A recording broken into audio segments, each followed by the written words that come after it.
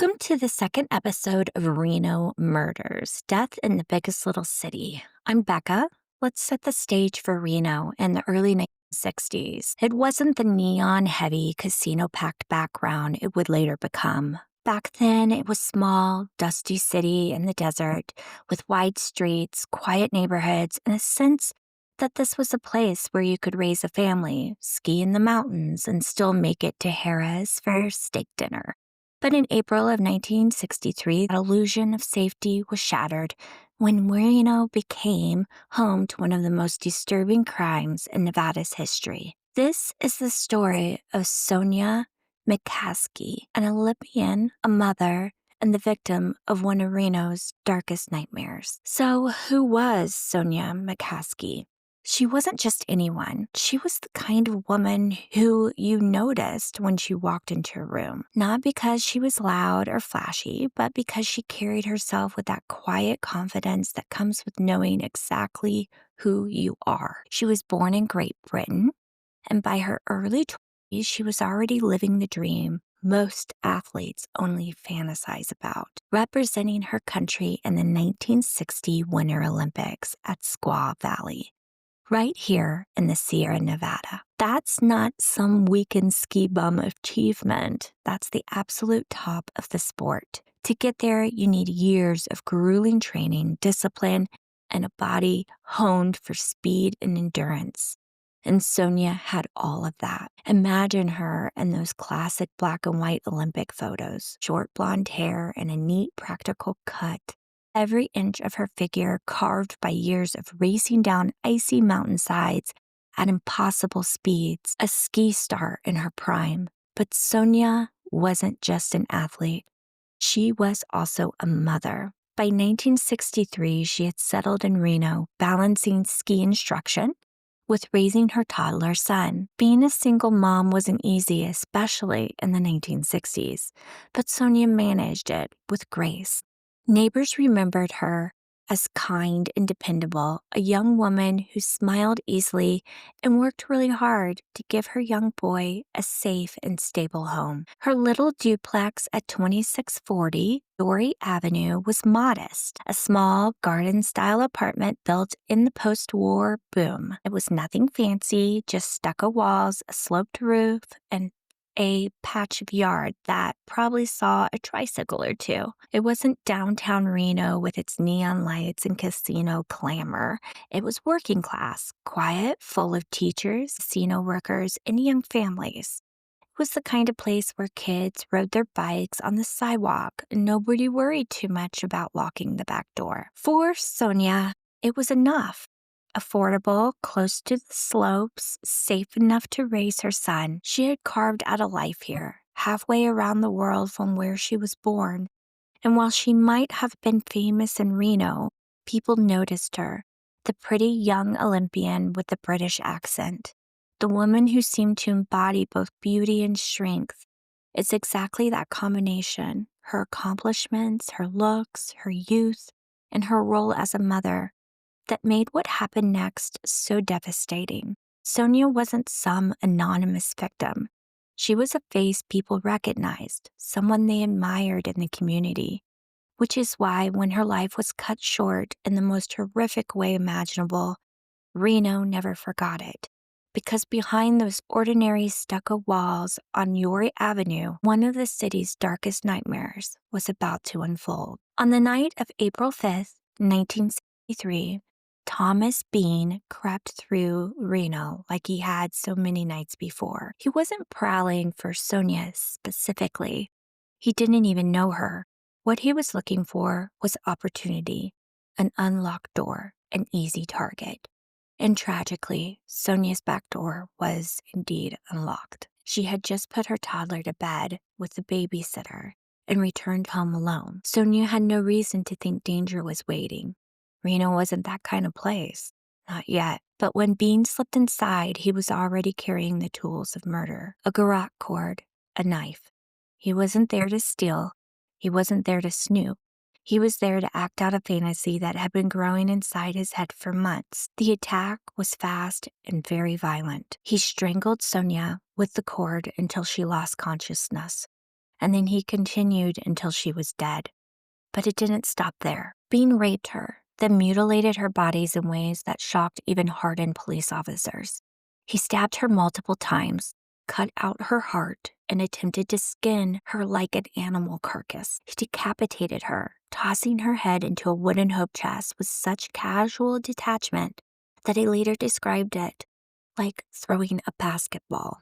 Her body was dismembered, pieces scattered, stuffed into the chest, discarded in the corners of the apartment. One of her feet had to be cut off just to make the lid close. This wasn't just murder, it was overkill. It was ritualistic. It was sexual sadism and necrophilia collided into one horrific night. After just hours of unspeakable violence, Bean cleaned up just enough to walk out the door. He took Sonja's car for a joyride, like a teenager out on a Friday night, blasting music down Reno's streets. He pawned her camera the next day for pocket change, and then he quietly returned her car to its parking spot, as if he hadn't just turned her apartment into one of the most infamous crime scenes in Nevada's history. On April 6th, Sonja didn't show up to pick her son up at the babysitter, and that wasn't like her. The scene inside that duplex was so disturbing that when Reno police arrived, several officers reportedly turned away, unable to stomach it. Hardened men who'd seen car wrecks on icy highways, suicides, bar fights gone bad, they were shaken to their core, and that was saying something. Her body wasn't just lifeless, it had been desecrated. Parts of her were scattered around the room as I had described. Parts were stuffed into the trunk, blood smeared across the walls and the floor. Officers described it as a kind of chaos that didn't make sense at first, as though they had walked into a slaughterhouse rather than a young mother's bedroom. Some officers said the smell alone stayed with them. Not just blood and decomposition, but the metallic tang of violence that seemed to hang in the air, clinging to their uniform long after they left. And this was Reno in 1963. The city was still small enough that most murders were domestic disputes or bar brawls. Tragic, yes, but familiar. This was something else entirely. Strangulation, rape, dismemberment, desecration. The word that kept coming up was inhuman. Neighbors stood outside in stunned silence as police moved in and out of the unit. One recalled hearing nothing unusual the night before. No screams, no struggle, just quiet.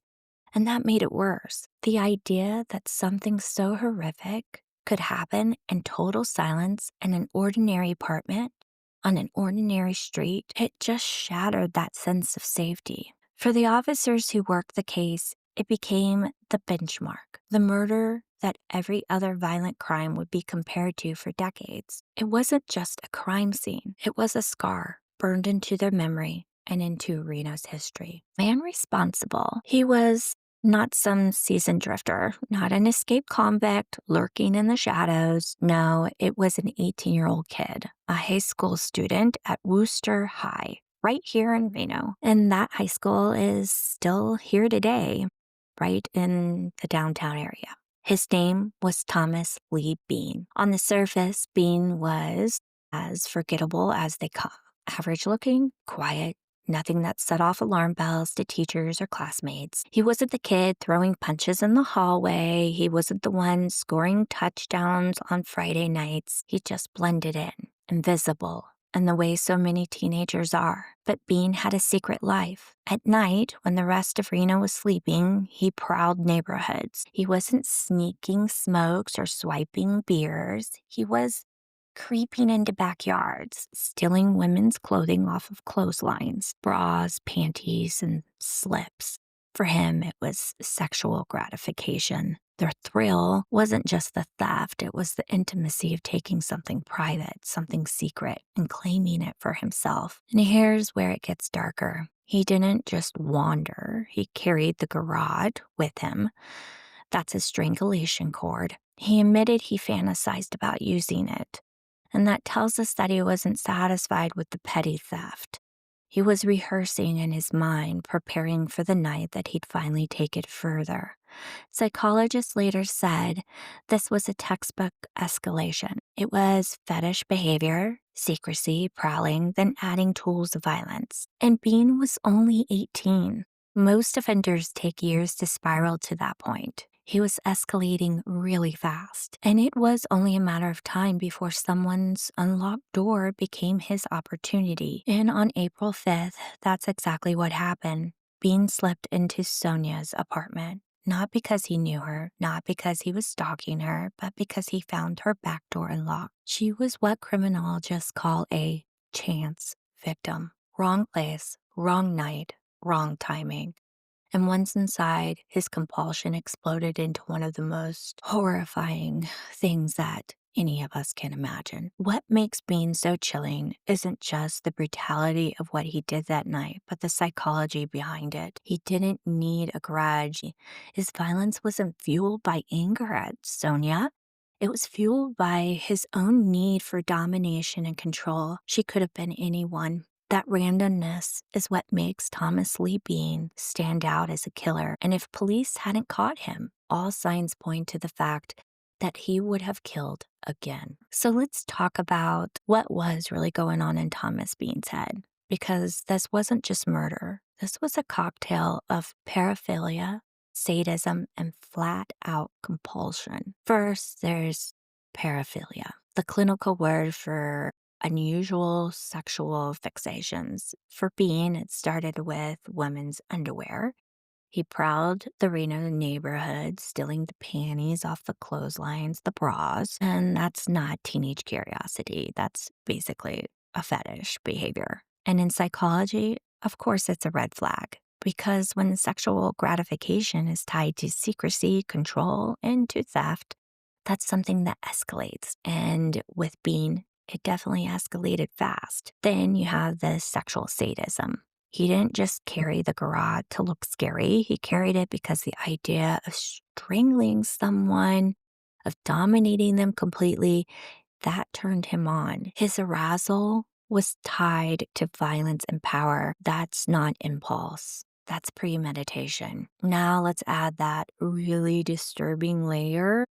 And this is always really hard and disturbing for me to talk about, necrophilia. He raped Sonja after she was dead. That crosses into a category that's rare but deeply chilling. Being sexually aroused by a corpse, that's not about eliminating a witness. That's about dehumanization, turning a person into an object. Criminologists like to classify killers as either organized or disorganized. Bean was both. He was organized enough to bring the tools, to plan for an attack, to think about concealment. But once inside, chaos, stabbing, mutilation, bizarre acts like throwing her severed head into the chest, as he said, like a basketball. That mix of unorganization and disorganization screams compulsion. Someone whose fantasies spilled out faster than they can control them. And then perhaps the creepiest part, or maybe not, compartmentalization. That's the ability to commit monstrous violence and then slip right back into everyday life. Bean didn't fall apart after the murder. He acted like nothing happened. That's the same psychological trait you see in serial killers who can go from torture chambers to PTA meetings without missing a beat. Think BTK from Wichita, Kansas. That serial killer is a good example of this compartmentalization. Put it all together and what do you get? A teenager escalating from fetish theft to sexual sadism, a killer whose fantasies involve domination, mutilation, and necrophilia, an offender who blended organized planning with chaotic overkill, and a predator who likely would have killed again. And I definitely agree with that if police had not stopped him. There was nothing special about him on the outside. He wasn't the creepy neighbor everyone avoided. He was just another teenager at Wooster High, flying under the radar. That invincibility, the ability to hide in plain sight, it's what made him more of a monster in a lot of people's minds. Reno police did close in fast. They had his fingerprints at the scene, and when they checked pawn shops, they found Sonja's camera had been pawned the very next day. The ticket led straight to Thomas Lee Bean, as we've discussed, and on April 13th, just a week after the murder, they picked him up. He didn't fight, he didn't try to run, and when detectives started asking questions, he talked voluntarily. No pressure, no bargaining, just spilled it all out. He confessed in detail, but it didn't stop at words. Bean actually walked detectives through Sonja's apartment, reenacting the crime step by step. He showed them how he slipped in through the back door, how he strangled her with the cord he brought. At one point, he even admitted about tossing the head into the chest, and he said it so casually as if he were describing shooting hoops in the driveway. Detectives later said what struck them wasn't just the brutality of his words, but the way he said them. Calm, detached, cold, no visible shame, no disgust, no hesitation, just matter of fact, like this was a task he completed. And when it came time for trial, the confession, along with the pawn ticket, the fingerprint evidence, well, it sealed his fate. At trial, his defense tried insanity. His psychiatrist argued he was mentally ill, driven by violent sexual fantasies, but prosecutors showed the jury photos of the crime scene, laid out his confession, and reminded everyone this kid brought tools with him. He was hunting that night. The jury took little time. First-degree murder.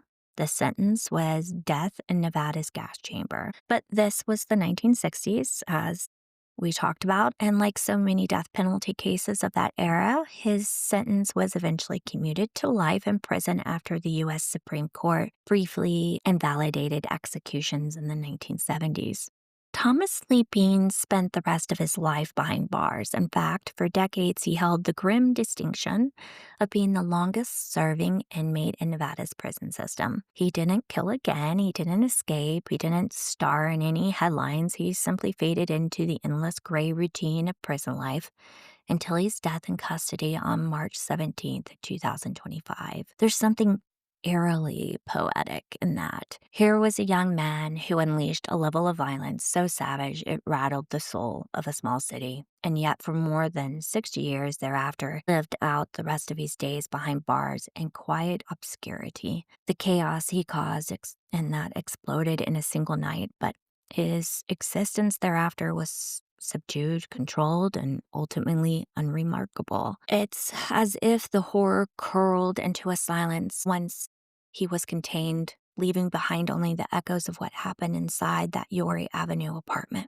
The murder of Sonja is remembered not just for its brutality, but because of who she was. She was an Olympian, she was a young mother, and she was a woman who was admired for her athletic ability, her beauty, her strength, and her amazing skill. And I think, moreover, just in the 1960s, Reno had never seen a crime like this. The National Enquirer ran the headline, "I cut out her heart and stomped on it." Sensational, yes, but that was the level of horror people were grappling with. Reno's ugly introduction to the reality that monsters don't just live in big cities.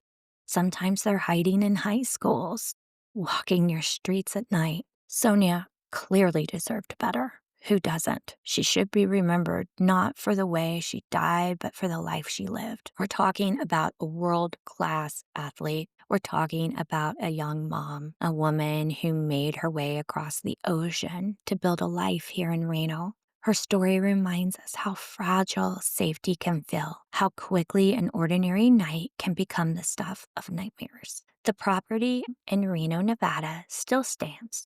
It's an unassuming 2-bedroom, 1-bath duplex that was built in 1960. Now it's off-market, but shows up in real estate listings and rental platforms, suggesting it's still occupied.